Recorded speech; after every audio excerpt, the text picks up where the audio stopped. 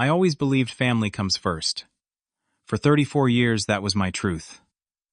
But when my marriage to Melissa fell apart after I caught her cheating, I never expected my sister Amber to choose sides against me. She claimed she could remain friends with both of us, that 7 years of friendship with Melissa should not be thrown away because our marriage failed. I cut ties completely with my only sibling that day. 3 years later, the phone rang at midnight. Karma had finally come knocking. Before I tell you how karma finally came full circle, let me know where you are watching from. Hit subscribe if you have ever had to choose between family loyalty and your own sanity. Growing up in Portland, my sister Amber and I were inseparable. Just 3 years apart, we learned to rely on each other during our parents' bitter divorce when I was 12 and she was 9. While other siblings fought and drifted apart in their teens, we grew closer. I became her protector, and she became my confidant. When our parents were too busy arguing over assets and starting new families, we created our own support system that carried us into adulthood. I met Melissa during my junior year of college. She was studying marketing while I was pursuing a degree in construction management. Our connection was immediate and intense. She had this laugh that could light up a room and ambition that matched my own. After 2 years of dating, I proposed on her graduation day. By 25, we were married and starting to build our life together. With my degree and some experience under my belt, I launched my own construction company. Those early years were tough, with long hours and financial uncertainty. Melissa stood by me at least. That is what I thought at the time. By our 5th anniversary, the business was finally thriving. We bought our first home, a fixer-upper, that I spent weekends renovating. We started talking about having children once the house was fully renovated. Everything seemed perfect on the surface. As the business grew, so did my responsibilities. I was working 60-hour weeks, taking on larger projects and hiring more staff. Melissa handled our social calendar, maintaining friendships and family connections, while I focused on providing the lifestyle we both wanted. My sister Amber and Melissa became close, often shopping together or having wine nights when I worked late. I was actually happy about their friendship, thinking it meant my wife was truly becoming part of my family. The first signs of trouble appeared so subtly I almost missed them. Melissa became protective of her phone, changing her password and always keeping it face down. She started working late at her marketing firm, more frequently claiming big client deadlines. When I suggested a weekend getaway to reconnect, she had excuses ready. I brushed aside my concerns, telling myself she was just busy with her career, just as I was with mine. That Wednesday in April remains permanently seared in my memory. I had wrapped up a job site visit early and decided to surprise Melissa by coming home for lunch. As I pulled into our driveway, I noticed an unfamiliar car parked across the street. Something felt off immediately. The house was too quiet when I entered. Then I heard muffled voices from upstairs. I will never forget the sight of my project manager, James, scrambling to put on his pants while Melissa clutched the sheets to her chest. The betrayal hit me like a physical blow. Not just any affair, but with someone I had trusted. Someone I had brought into our home for dinner parties. What do you say in such a moment? The confrontation was both hazy and painfully clear. Melissa tried to blame me, saying she felt neglected due to my work hours. James mumbled apologies while avoiding eye contact. I remember calmly telling them both to get out of my house, my voice eerily steady, despite the storm raging inside me. The divorce process was brutal. Melissa tried to claim half of my business, arguing she had supported its growth. Thankfully, my lawyer had insisted on a prenuptial agreement when we married. Still dividing 7 years of shared life took an emotional toll I was not prepared for. During those first few weeks, Amber was my rock. She listened to me rant, brought over food when I could not bring myself to cook, and helped me pack up Melissa items that she had left behind. She seemed as angry and betrayed as I was calling Melissa every name in the book and promising me things would get better with time. Then came the first red flag. A month after Melissa moved out, I stopped by Amber House, unannounced, to drop off a birthday gift for my brother-in-law, Daniel. Through the window, I saw them sitting at the kitchen island, Melissa and Amber, laughing over glasses of wine like nothing had happened. When Amber spotted me through the window, her smile dropped. She rushed to the door with explanations ready. She claimed it was just closure that Melissa had stopped by to return some borrowed items. But the casual intimacy I had witnessed told a different story. I let it go that first time, too exhausted to argue. But 2 weeks later at a family barbecue, Melissa arrived as Amber guest. My own sister had brought my cheating ex-wife to a family gathering without warning me. I pulled Amber aside immediately. How could she do this to me? Her response stunned me into silence. I should not have to choose sides, Randy, she said. Melissa has been like a sister to me for 7 years. Just because your marriage did not work out does not mean I have to end my friendship with her. The argument escalated as family members awkwardly pretended not to listen. Amber insisted she could compartmentalize keeping her relationship with Melissa separate from her relationship with me. I made it clear that her continuing friendship with the woman who had betrayed and humiliated me felt like a second betrayal, this time by my own blood. The ultimatum came naturally, though I never thought I would have to make such a choice. It was simple: if Melissa remained in her life, I could not be.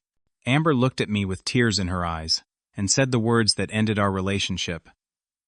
I will not let you dictate who I can be friends with, Randy.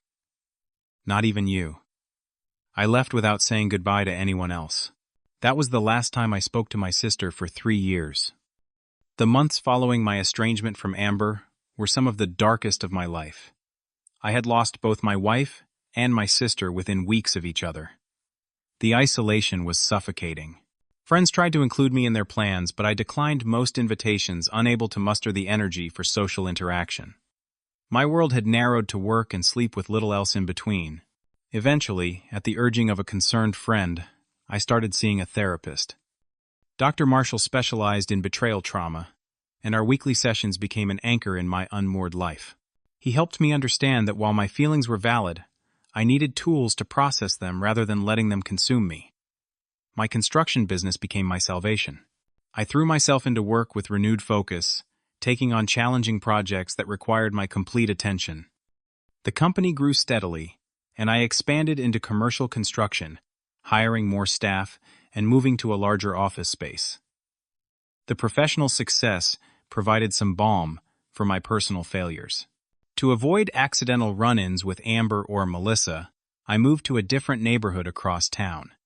My new condo had floor-to-ceiling windows with a view of Mount Hood on clear days. It was sleek, modern, and held no memories of my previous life. I furnished it sparsely at first, feeling strangely unmoored in the empty space. Holiday seasons were particularly difficult. Our extended family tried to navigate the rift by scheduling separate gatherings, but I often declined invitations rather than force relatives to choose sides. I saw the strain it put on our aging grandparents who did not fully understand the situation, but felt the absence of their once close grandchildren celebrating together. Despite my best efforts to avoid reminders of Amber and Melissa, social media became a minefield. Though I had unfollowed both of them, mutual connections would inadvertently share photos that included them. I saw them at a concert I had declined to attend, arms around each other, smiling widely. Another time, a cousin tagged them both in birthday celebration pictures. Each image was a fresh wound, confirming that their friendship continued to thrive at the expense of mine. Dating again felt impossible at first. The few attempts I made resulted in awkward evenings where I struggled to open up. One woman told me bluntly that I clearly was not ready to move on. She was right. I took 6 more months to focus on myself before trying again. Then Sarah walked onto one of my construction sites, portfolio in hand, and confidence in her stride. As the architect for a new sustainable office building, we were forced to work closely together. Her practical approach to problems and direct communication style cut through my defenses before I realized what was happening. Our professional relationship slowly evolved over lunch meetings and site visits. What struck me about Sarah was her patience. She never pushed for more than I was ready to give. When I finally told her about Melissa and Amber, she listened without judgment. Believe it or not, my sister sided with my ex-wife after finding out she cheated on me. I explained, expecting the usual look of confusion. Instead, Sarah nodded thoughtfully. Family dynamics are complicated, she said. It does not make what she did right, but sometimes loyalty gets tangled up in weird ways. That simple acknowledgement without immediate condemnation helped me see the situation with slightly less bitterness. Sarah had experienced her own family complications with parents who had used her as a pawn in their hostile divorce. Her perspective helped broaden my own. As months passed, Sarah introduced me to her close-knit circle of friends and her supportive parents. I found myself building a new community, one that had no connections to my past life. For the first time since the divorce, I could attend social gatherings without scanning the room for familiar faces I wanted to avoid. 2 years after cutting ties with Amber, I received an invitation to my cousin Allison's wedding. I knew attending meant potentially seeing my sister, but Allison had been like a third sibling growing up. Missing her wedding was not an option. Sarah agreed to come as my buffer and support. The ceremony was beautiful, but I felt anxiety building. As we entered the reception, I spotted Amber immediately stunning, in a blue dress laughing with Daniel. Our eyes met across the room, and for a moment neither of us moved. Sarah squeezed my hand, grounding me. The conversation, when it finally happened, was painfully formal. "How are you?" "Good, busy with work." "The business is doing well." "Yes. Expanded into commercial projects." "You look good." "Thanks, so do you." "Daniel seems well." "Yes, he got promoted last year." Beneath the pleasantries, I searched her face for signs of regret or longing for our former closeness.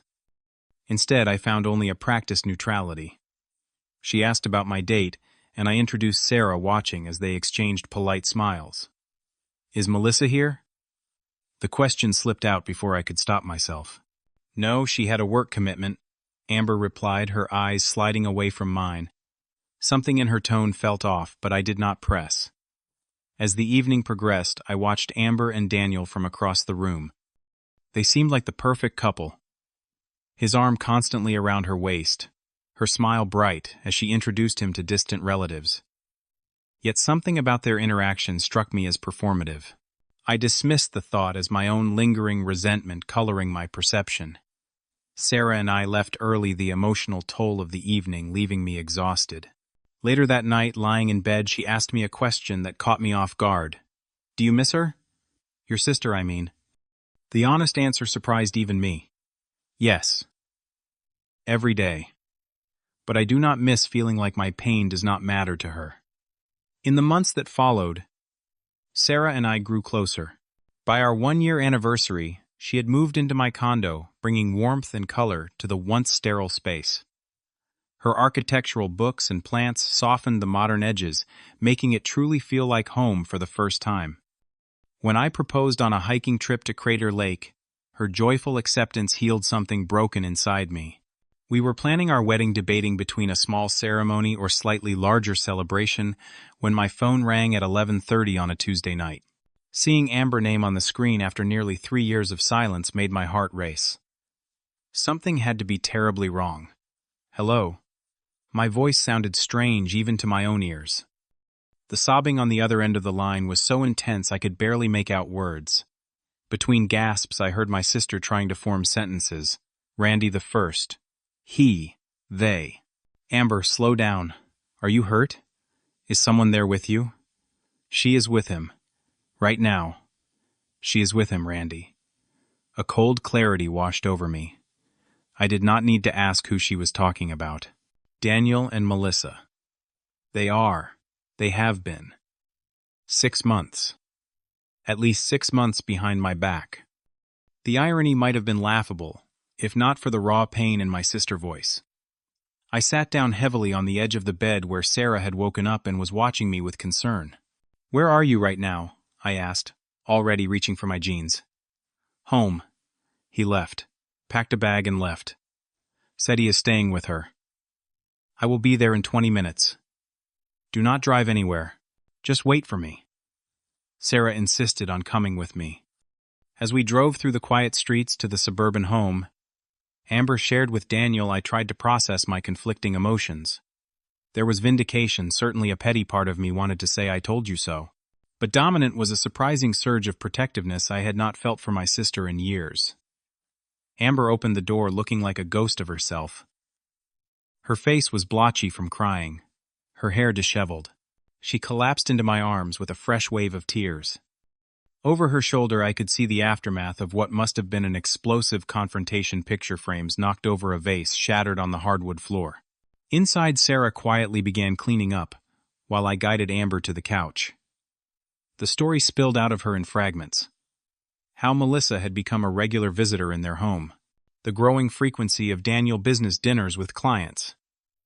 Finding text messages when Daniel accidentally left his phone unlocked. The confrontation tonight when she showed him the evidence. His admission that he and Melissa had been seeing each other for over 6 months. His declaration that he was in love with Melissa and wanted a divorce. The parallels to my own betrayal were not lost on me. As Amber talked, her initial shock was giving way to anger. "You were right about her, Randy. You were right all along, and I was so stupid. She pretended to be my friend while sleeping with my husband. The whole time she was just waiting to take what was mine." I sat silently, letting her process her emotions, remembering my own journey through the stages of grief after discovering Melissa's infidelity. When Amber finally looked at me directly, her expression shifted to shame. "I betrayed you too," she whispered. "I chose her over you, my own brother. How could I have been so blind?" The apology I had imagined so many times over the past 3 years was finally happening, but it brought no satisfaction, only sadness for everything we had lost. Sarah, sensing we needed privacy, murmured something about making tea and disappeared into the kitchen. In her absence, I finally spoke the truth that had been building in me. "I missed you, Amber. Every holiday, every milestone. I missed my sister." She reached for my hand, gripping it tightly. "I am so sorry, Randy. I thought I could have you both in my life. I thought she had changed, that what happened between you two was just a terrible mistake. She manipulated me just like she manipulated you." The conversation continued into the early morning hours. Amber revealed things Melissa had said about me during their friendship, subtle, undermining comments designed to distance us. How Melissa had painted herself as the victim of my workaholic tendencies. How she had encouraged Amber to stand her ground against my unreasonable ultimatum. The deeper betrayal was coming into focus. Melissa had not just happened to fall for Daniel. She had systematically worked her way into their marriage, just as she had maintained her grip on Amber after our divorce. The realization seemed to hit Amber in waves, each bringing fresh pain and anger. As dawn approached, practical matters needed addressing. Daniel and Melissa had apparently been planning to start a business together using funds from Amber and Daniel joint savings.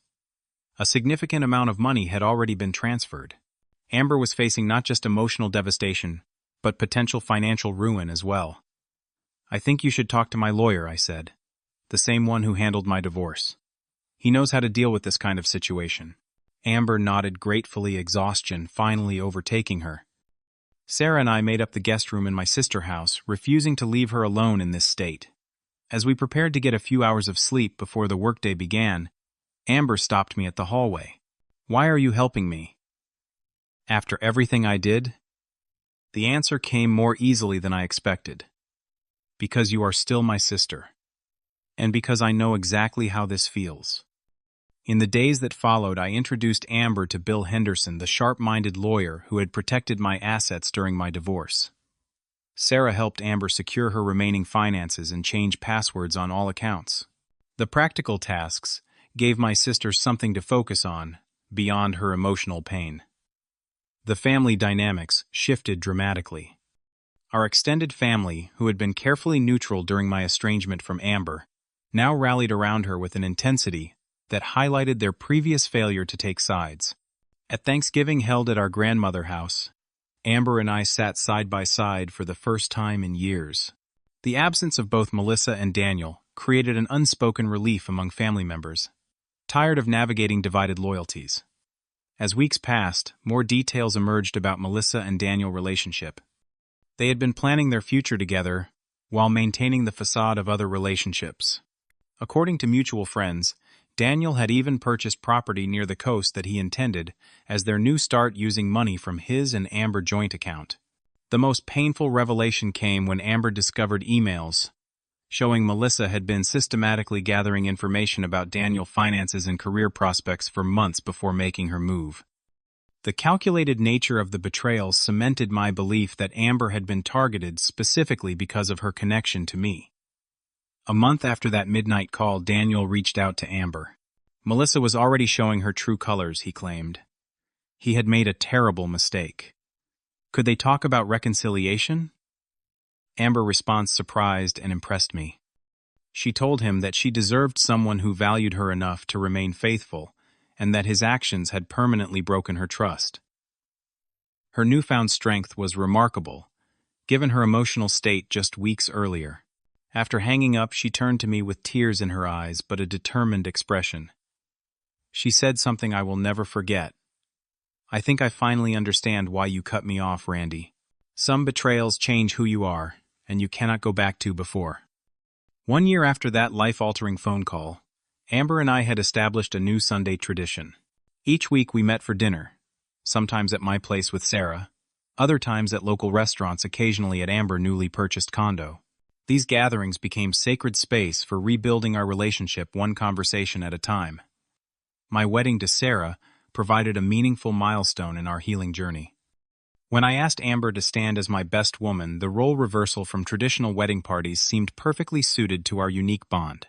As she stood beside me at the altar, I felt the circle of our relationship completing itself in a way I never thought possible. During the reception, we found a quiet moment away from the celebrations. The conversation we had been dancing around for months finally happened. I was too absolute, I admitted. Cutting you off completely, instead of trying to understand your position, I made it an all-or-nothing choice when maybe there was middle ground. Amber shook her head. And I was naive to think Melissa could be in my life without it affecting us. I prioritized a toxic friendship over the person who had always been there for me. We both made mistakes. This mutual acknowledgement of fault marked a turning point in our healing. Neither of us was entirely victim or villain in the story of our estrangement. The truth, as always, lived somewhere in the complicated middle. News about Melissa and Daniel filtered back to us through mutual acquaintances. Their relationship had imploded spectacularly just 6 months after they got together.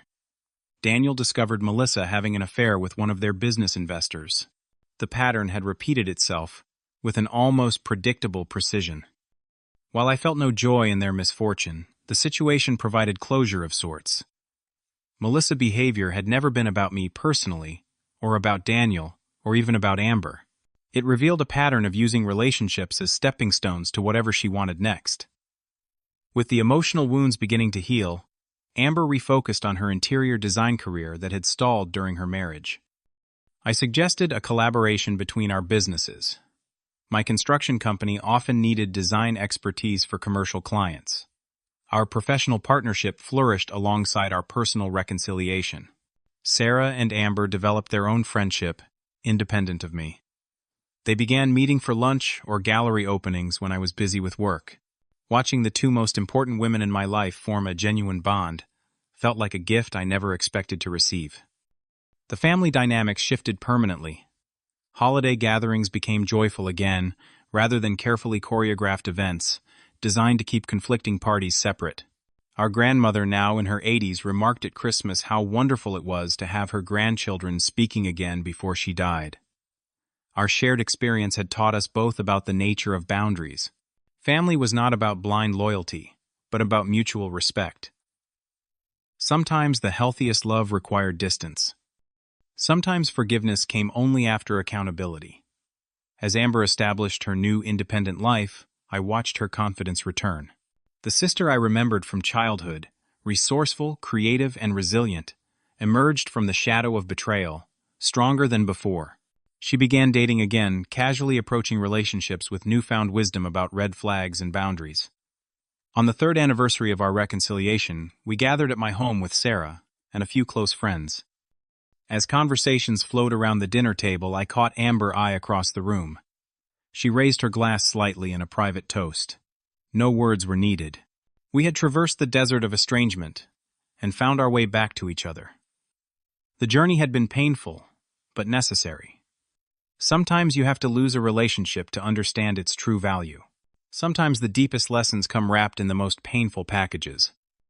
And sometimes, if you are very lucky, You get a second chance to rebuild what once seemed permanently broken. Have you ever had to rebuild a relationship with family after betrayal? Share your experience in the comments below. If this story of healing and second chances resonated with you, hit that like button and subscribe for more stories about family forgiveness and finding your way back to what matters. Remember, sometimes the hardest boundaries to set are the ones that ultimately save our most important relationships. Thank you for listening to my story, and I hope it brings some comfort to anyone navigating their own difficult family dynamics.